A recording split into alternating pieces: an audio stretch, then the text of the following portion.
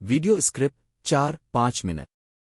Title: حضرت مخدوم محمد رحمۃ اللہ علیہ کا روپرور واقعہ۔ نریشن شروع۔ بسم اللہ الرحمن الرحیم۔ السلام علیکم ناظرین، آج ہم آپ کو ملتان کے عظیم بزرگ حضرت مخدوم محمد رحمۃ اللہ علیہ کا ایک دل منہ لینے والا واقعہ سنانے جا رہے ہیں، جو اللہ کی دوستی اور صوفیہ کی کرم نوازی کا خوبصورت ثبوت ہے۔ Intro beat fade in. پہلا سین۔ پس منظر میں خانقاہ کی آواز پرندوں کی چہچہاہٹ۔ راوی: حضرت مخدوم محمد رحمت اللہ علیہ زہد و تقوی میں اپنی مثال اب تھے۔ دن رات عبادت الہی اور لوگوں کی خدمت میں گزرتے۔ ان کا دروازہ ہر سائل کے لیے کھلا رہتا جو آتا محروم نہ لوٹتا۔ دوسرا سین۔ واقعہ: ایک مرتبہ کا واقعہ ہے۔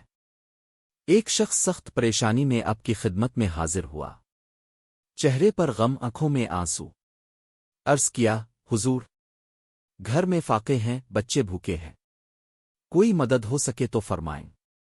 حضرت نے بڑی نرمی سے پوچھا: بھائی، کیا تم نے اللہ پر بھروسہ کیا؟ وہ کہنے لگا: حضور، اسی بھروسے پر تو آپ کے در پر آیا ہوں۔ حضرت مسکرائے، اپنے خادم سے فرمایا کہ گھر میں جو بھی ہے لے آؤ۔ خادم نے عرض کیا: آقا، گھر میں صرف آدھی روٹی باقی ہے۔ آپ نے فرمایا: اللہ کے نام پر وہ بھی اس محتاج کو دے دو، رزق دینے والا ہم نہیں وہ ہے۔ سین بریک۔ نرم موسیقی۔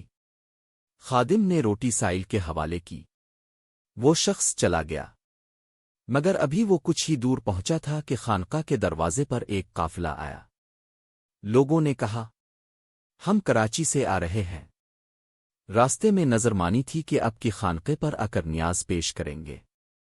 اور پھر انہوں نے تھیلے بھر کر غلہ، اجناس اور درہم نظر کیے۔ حضرت نے فرمایا: دیکھا، جب بندہ اپنی تھوڑی چیز اللہ کی راہ میں دے دیتا ہے تو رب اپنی رحمت کے دروازے کھول دیتا ہے۔ آخری سین۔ پیغام۔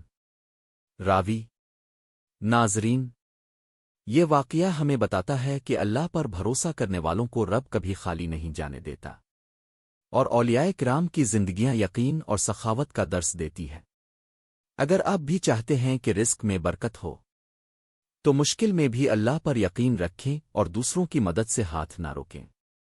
اگر ویڈیو پسند آئے تو لائک، شیئر اور سبسکرائب لازمی کریں، اور کمنٹس میں لکھیں: آ اللہ۔